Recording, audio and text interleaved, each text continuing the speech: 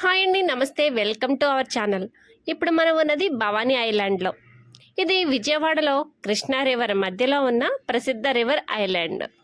సుమారు 133 ఎకరాల విస్తీర్ణంలో ఉండే ఈ ప్రదేశం ప్రకృతి, రిలాక్స్, ఫ్యామిలీ అవుటింగ్, చిన్న అడ్వెంచర్ అనుభవాలు అన్నీ కలిపిన ప్లేస్గా పేరు పొందింది. ఇక్కడ టైమింగ్స్ గురించి తెలుసుకోవాలి కదా. విజిట్ ప్లాన్ చేస్తే ఉదయం నుంచి సాయంత్రం వరకు రావడం బాగుంటుంది. బోటింగ్, వాటర్ యాక్టివిటీలు సాధారణంగా డే టైంలోనే ఉంటాయి.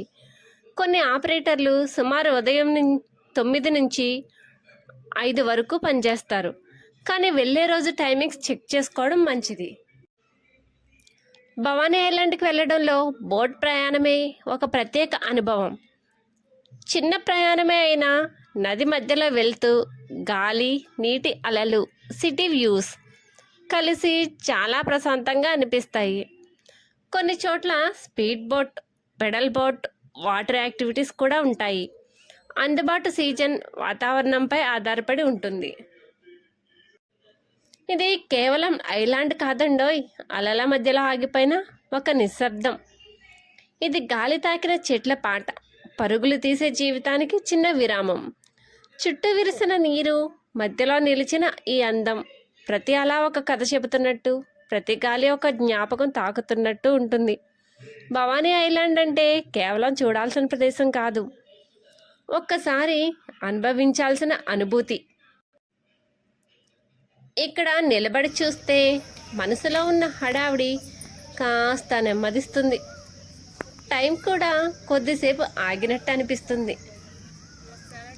ఇక్కడ మన ప్రయాణంలో అందమైన భాగం బోట్ షికార్ అనిపిస్తుంది. నీళ్ళ మీద బోటు నెమ్మదిగా ముందుకు కదులుతుంటే ఒకవైపు గాలి, మరోవైపు నీటి అలలు, ఆ మధ్యలో మన ప్రయాణం. బోట్లో వెళ్తుంటే బయట నుంచి చూసిన అందం కంటే లోపల నుంచి చూసిన ప్రకృతి ఇంకా దగ్గరగా ఉందేమో అనిపిస్తుంది.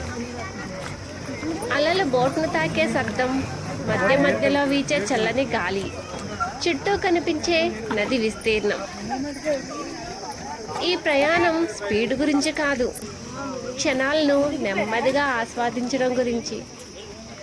చుట్టూ చూసే ప్రతి ఫ్రేమ్ ఒక ఫోటోలా, ప్రతి నిమిషం ఒక జ్ఞాపకంలా అనిపిస్తుంది.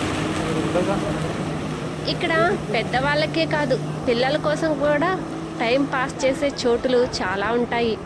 ప్లే ఏరియాలు, open space, cycling zone, park లాంటి ప్రదేశాలు, కొన్నిసార్లు మేజ్, చిన్న యాక్టివిటీ జోన్లు కూడా కనిపిస్తాయి.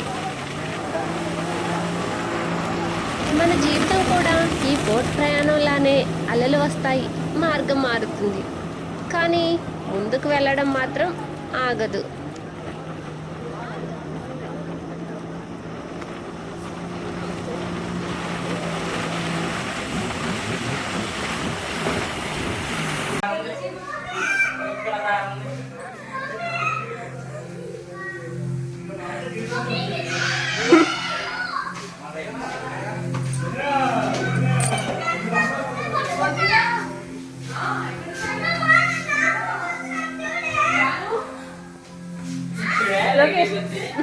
ప్రతి ట్రిప్ మనల్ని మనం మళ్ళీ కనుక్కోవడానికి.